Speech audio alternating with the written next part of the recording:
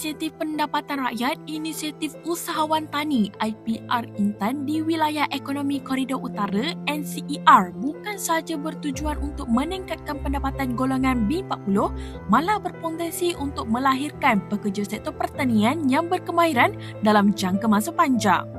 3 peserta lelaki bagi fasa 1 projek IPR Intan NCER di Cuping yang dikendalikan NCER berkata mereka juga berpeluang memperoleh sijil kemahiran Malaysia SKM tahap 3 dalam bidang operasi pengeluaran tanaman.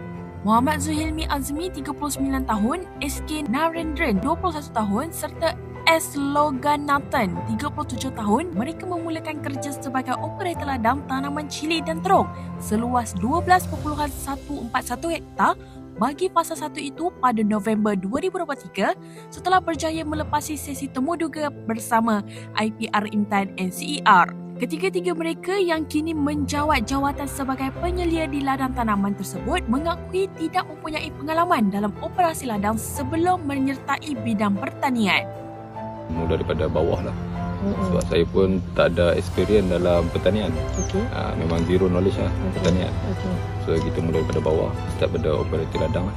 Narendran dan Loganathan yang sebelum ini bekerja sebagai tukang paip dengan gaji antara RM1,200 hingga RM1,600 sebulan turut menyatakan kepuasan mereka bekerja di ladang kerana mendapat pendedahan langsung mengenai operasi ladang tanpa perlu mengeluarkan sebarang bayaran, malah mereka mendapat gaji tetap. Sebelum ni masuk sini baru belajar. Mereka memainkan peranan penting dalam operasi ladang fasa 1 itu dengan Muhammad Zuhilmi dan Narendran lebih fokus pada pengurusan rumah pam untuk siraman air dan baja serta penggunaan teknologi sistem vertigasi dan Internet of Things IoT, manakala Loganathan memberi tumpuan pada kawalan perosak tanaman. Ketiga-tiga lelaki tersebut berjaya memperoleh pendapatan bulanan yang mencecah RM2,800 sebulan termasuk kerja lebih masa dan mereka mengakui pendapatan itu telah memberikan perubahan positif dalam kehidupan mereka. Pertama, kita jangan memilih kerja lah. Untuk bila kita masuk, contohnya masuk bidang yang kita masuk pekerjaan pertanian ni, kita layan je.